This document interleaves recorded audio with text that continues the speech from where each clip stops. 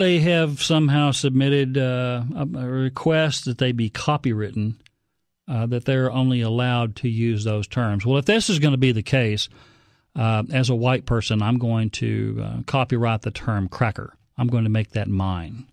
That's mine from now on. Black people, y'all can't use cracker anymore. You hear me? It's my word. I'm claiming it. So stay away from cracker. Anyway, having said all that, there is one thing that I want to say in conclusion to this particular issue, and I'm going to continue to say this over and over and over and over again in the future, should this rear its ugly head yet again. I am tired of our law enforcement being treated like stepchildren.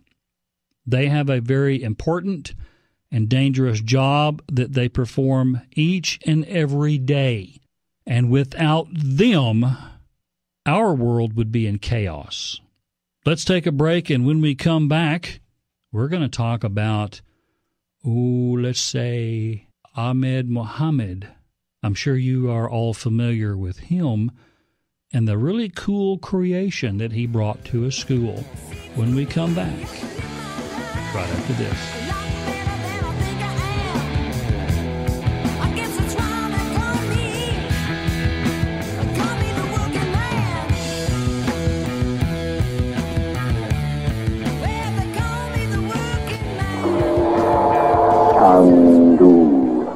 The magician.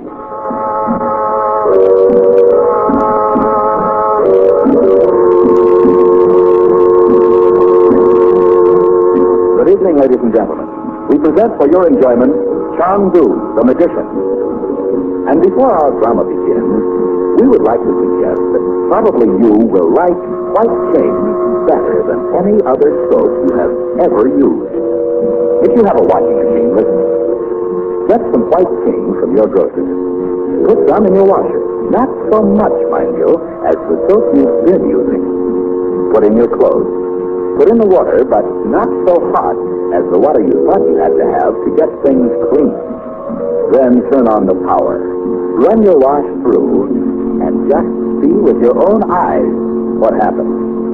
We try to make this radio drama thrilling, but honestly, what a thrill you have when you see clothes washed with this different kind of soap. Save on your soap bill. Save on your gas bill. Save on your clothes bill. You'll say, I love White King granulated soap.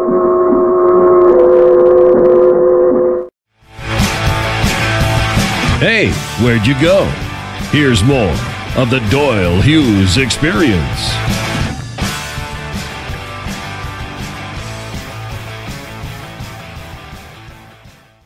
1, 2, 3 o'clock, 4 o'clock, rock. 5, 6, 7 o'clock, 8 o'clock, rock.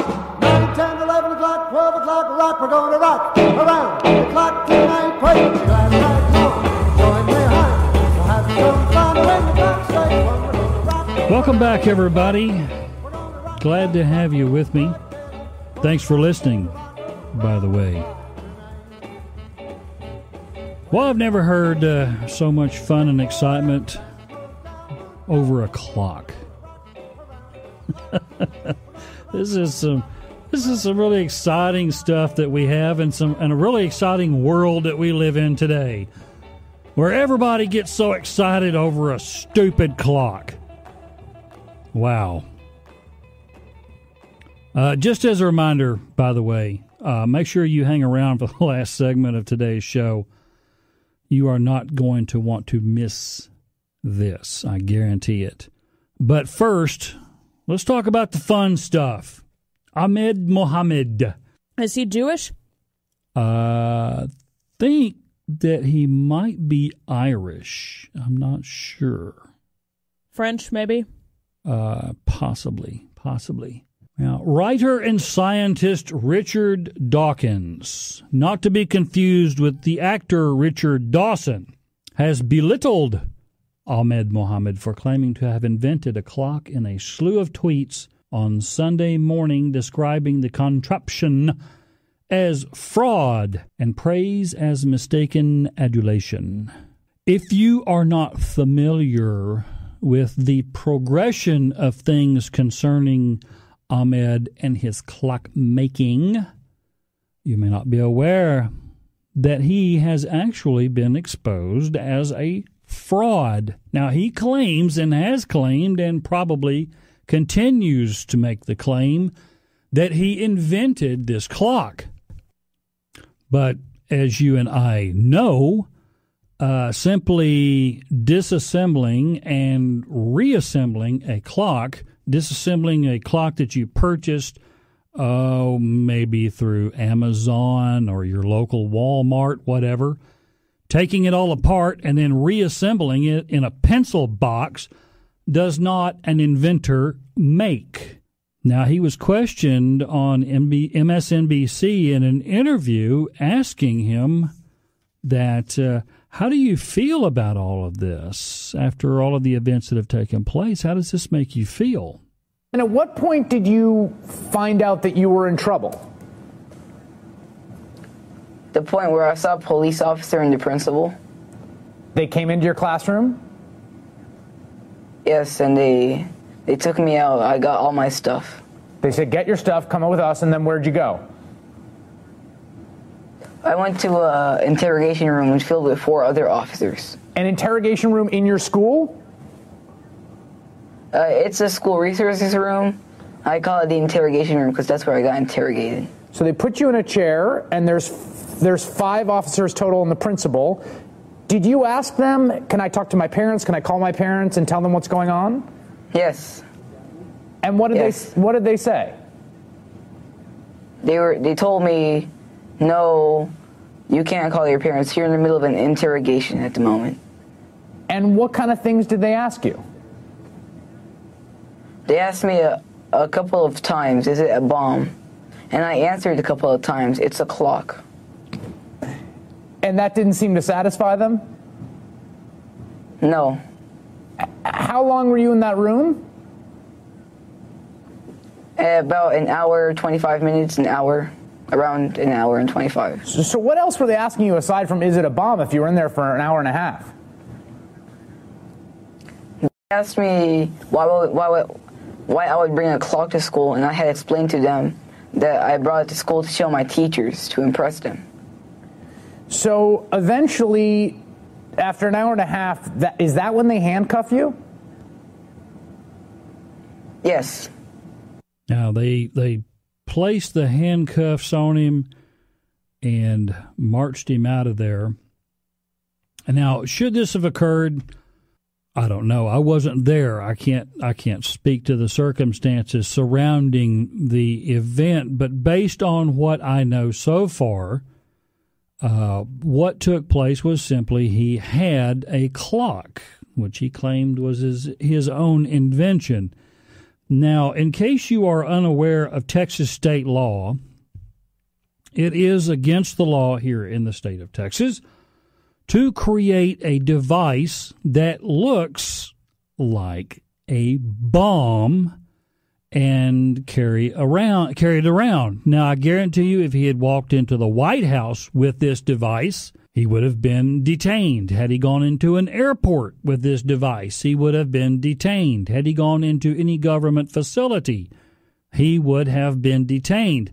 And he was in a school with what looked like a bomb, and he was detained, and he was questioned about it. Here's what's odd to me is it was not, I was under the impression initially, or I guess I just assumed that it was a project that he was supposed to be working on, that the teachers were expecting it, but it was not. As he just said in the interview, he brought it to school to try and impress his teacher. There was no project. There was no assignment. This was done completely out of the blue. Now, I don't have any proof of this, but I think what really occurred here was let's make this invention, creation, whatever you want to call it. Let's take a clock and disassemble it and stick it in a pencil box, take it to school and see how much noise we can make with it. Because I guarantee you, there is no way his parents did not know that he was doing this. Number one, there's no way his parents did not know that he was going to take it to school. And number 3, I guarantee you there is no way his parents did not know the reaction that would result from it being there. I think it was purposefully done to get the attention that he got as a result of this. And I know that he has gotten a lot of attention, especially from the White House, from MIT, from Microsoft, that apparently have given him a lot of great and really cool prizes. But what is amazing to me is how we have treated this issue in the past. Take, for instance, the young man who was eating a Pop-Tart and happened to chew it in a fashion that looked like a gun. I guess if you have a pretty vivid imagination, you could make a gun appear out of what he did. But in no way would a Pop-Tart ever become a real gun. Not to mention he was 7. He was 7 years old, and it was not even his intention to do so. He wasn't running around the lunchroom pretending it was a gun and pretending to shoot people. He was sitting at his table at lunchtime. But yes, 7 years old, Pop-Tart in the shape of a gun went on his record, and it will be on his record all through his entire schooling years, and could go into college as well. It may come up in interviews. I don't know. It depends on where he applies. Yeah, they can always say, hey, weren't you that kid that made that gun out of a Pop-Tart? And I'll tell you what, that's a pretty slick thing to do. If you can invent a working firearm from a Pop-Tart, that beats any clock I've ever seen. Now, there was also another young man who formed his fingers into the shape of a gun. And in that instance, I guarantee you, no matter how many times you make your fingers look like a firearm, it will never be able to function as a firearm. You can go bang, bang, bang, bang, bang all day, and it will not shoot anybody. It will not hurt anybody. But when you make a clock that looks like a bomb, I guarantee you it probably could be a bomb. And that's what got the school all concerned. This is what got the teacher concerned. This is why the law was called out. Our teachers are not experts in bomb making. I guarantee you, if you compare an actual bomb that is made from a clock and stuffed into a briefcase, it looks pretty similar to this particular clock this young man invented and stuck in a pencil box. They look very similar. The president has chimed in on this particular situation and sent a message out to this young man, Ahmed Mohammed, said, hey, that's a pretty cool clock. How would you like to bring it to the White House? Once again, the president chimes in on issues in which he needs to just shut his mouth and stay out of, instead of calling people, the law enforcement, families, individuals, where he really should pay attention. He gives nothing. Kathleen Goforth got a phone call on his way to Alaska to rename a mountain. Yes, I'm on my way to Alaska. I've only got a minute. The signal is starting to break. I'm sorry to Yes. Yeah, that kind of a deal. She didn't get an invitation to the White House. No, and the little 7-year-old boy with a Pop-Tart didn't either. It's crazy. Yes, kids making little gun shapes with their fingers or running around saying bang, bang. They don't get invitations to the White House. So what do you suppose is the motivation here to get the president to invite this young man to the White House?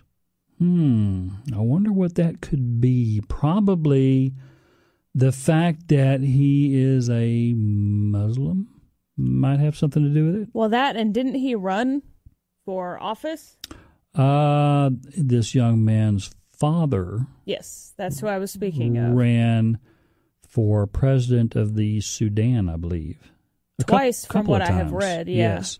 So there might be some political interest. There might be some, hey, notice me interest. They might be trying to bring a little bit of attention to the Muslim community and saying, hey, look, you guys are just making a big deal out of nothing. Muslims are friendly, peace-loving clockmakers.